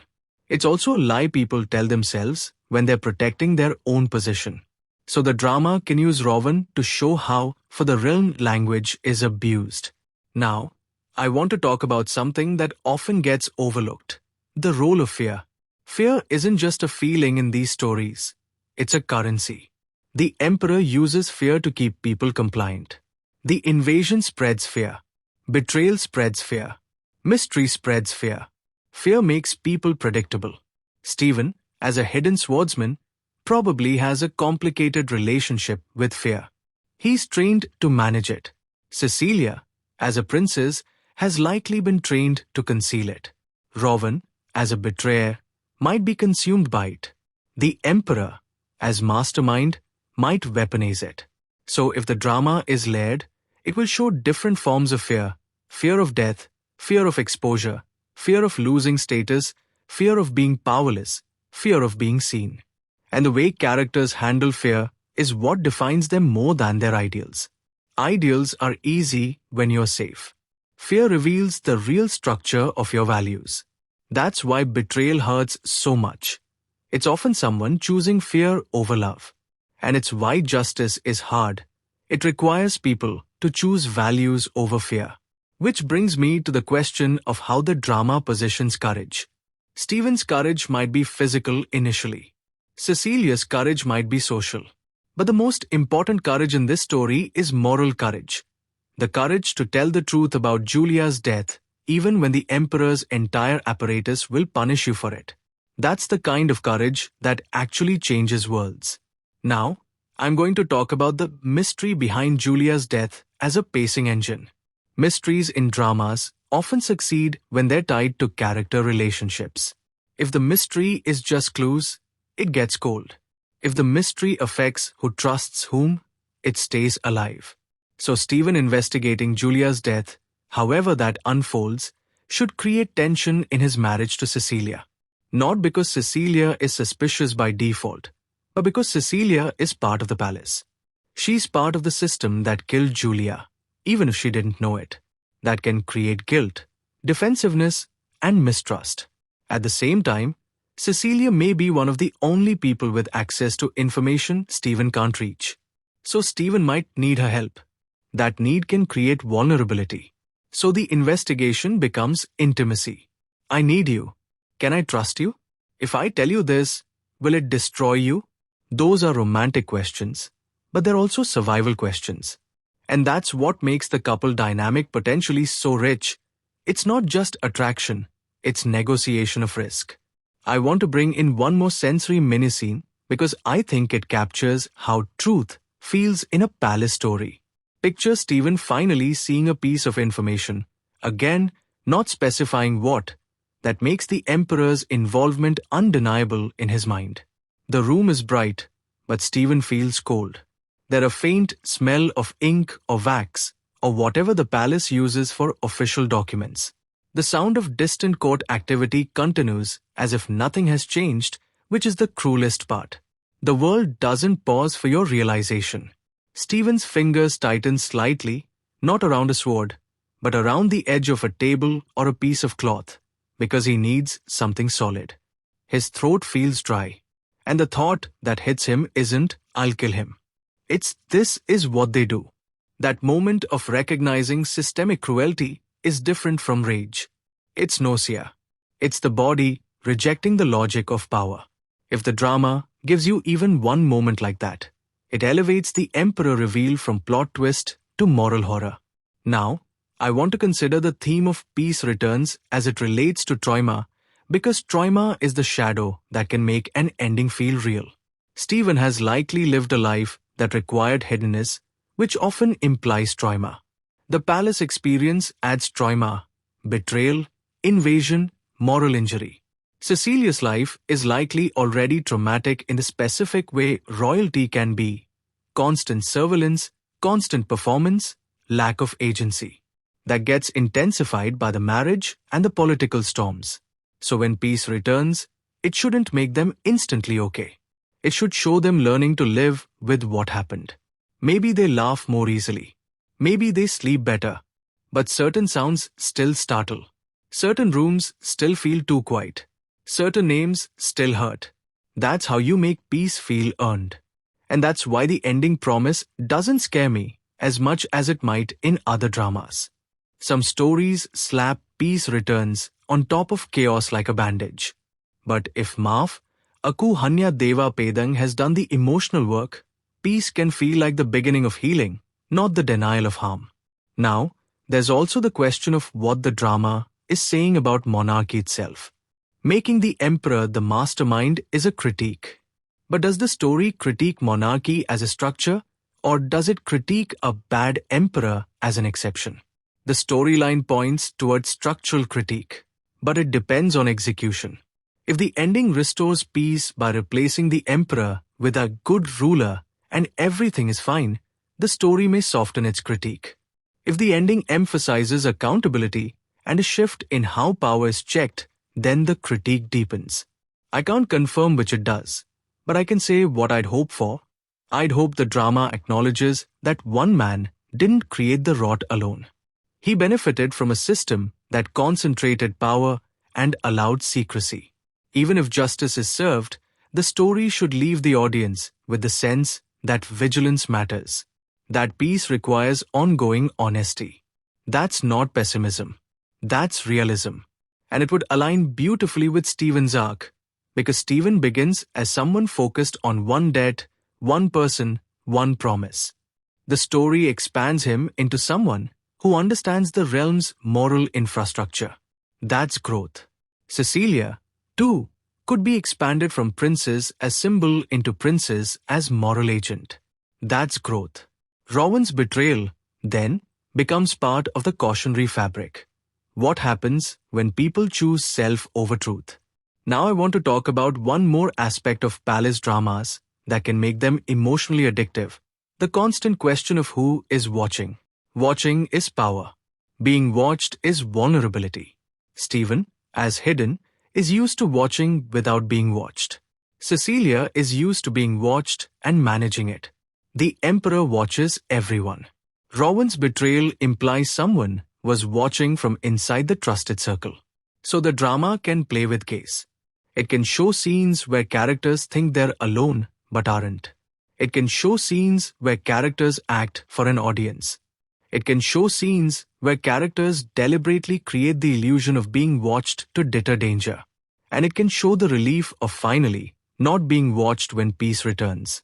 If the cinematography uses reflections, screens, curtains, door frames, those visual motifs of partial visibility, it can reinforce the theme without a single line of dialogue.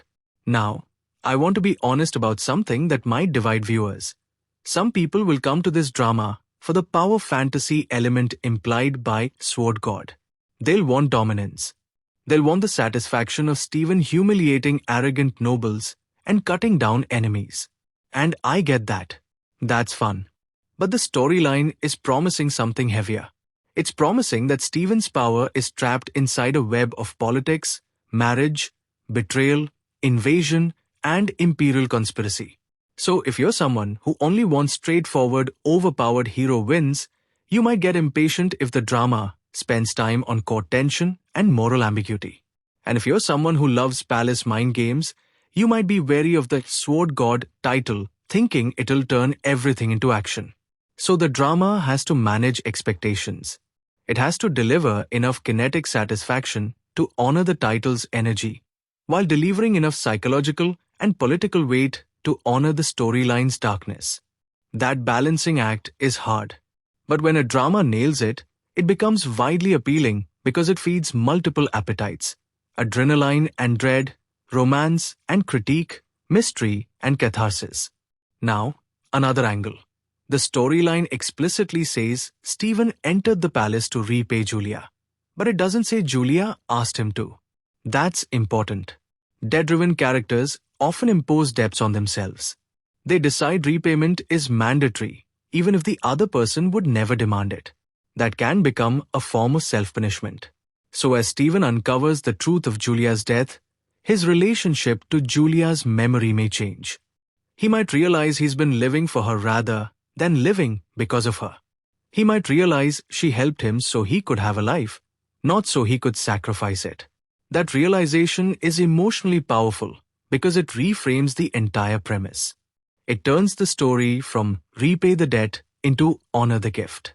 And that's where the title's apology can become poignant.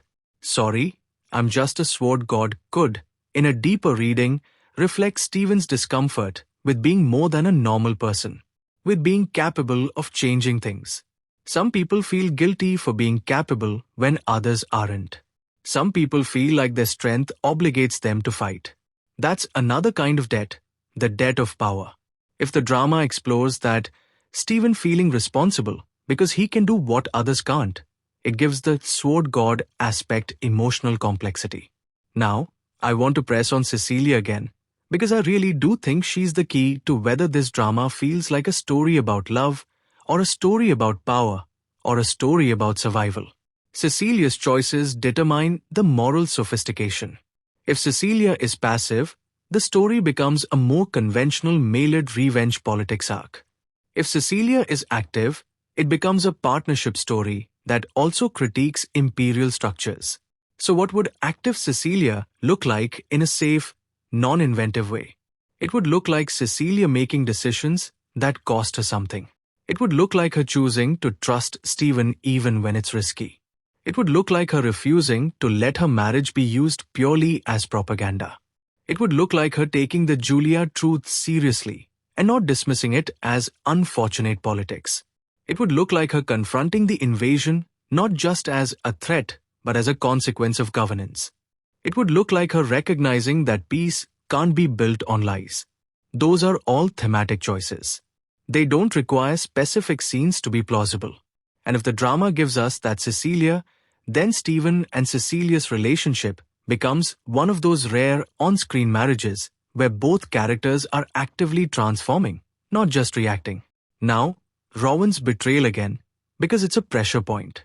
Betrayal forces characters to examine their own capacity for betrayal. Stephen might ask himself, am I betraying Cecilia by being obsessed with Julia? Cecilia might ask herself, am I betraying the realm by opposing the throne? That's what makes betrayal such a potent theme. It spreads. It infects. The drama can either use betrayal as a one-time shock, or it can use it as a virus that changes how characters define loyalty. If it chooses the second, it becomes much richer. Now, I'm going to talk about the final stretch promise, justice and peace, without stepping into verdict territory. In a story where the emperor is the mastermind, the endgame conflict is likely not just physical. It's moral and informational. How do you expose the emperor? How do you make people believe it? How do you survive the emperor's counter-narrative? How do you keep Cecilia safe if she becomes a symbol of dissent? How do you keep Stephen from being framed as a traitor? Those questions are where the drama can create tension without needing constant action. It can create scenes where a single conversation determines life or death. It can create moments where Stephen must choose between acting now and waiting for the right time. It can create moments where Cecilia must choose between public performance and private truth. Those are the scenes that make palace dramas feel like psychological thrillers. And because the storyline includes invasion, the final stretch also has the added pressure of a realm in crisis. Justice pursued during war is harder. Everything becomes urgent. Mistakes cost more. People are more likely to accept authoritarian control. That's why the emperor, if he's smart and cruel, would use invasion to tighten his grip. So for justice to be upheld, the protagonists would have to break through that grip. They'd have to make truth stronger than fear. That's a compelling endgame, because it's not just defeat the bad guy. It's change what people believe is possible. Now, I realize I'm describing this like it's some grand political epic, and it might also contain moments of levity or romance that soften the edges. And I hope it does. Because one of the ways you survive a story like this as a viewer is by being given moments of humanity. A shared laugh between Stephen and Cecilia. A moment of warmth that reminds you what they're fighting for. Even a small domestic moment inside the palace cage can feel radical. And those moments also make the betrayals and losses hit harder. If everything is grim, nothing is. Contrast is what creates emotional impact. So I'd want the drama to earn its heaviness with tenderness, not with constant darkness. Now, I'm going to end this current output at a natural continuation point, because we're still not at a place where a final verdict would feel earned given how much more texture this story can hold, especially around how the justice arc might emotionally transform Stephen's relationship to Julia's memory and Cecilia's relationship to the throne.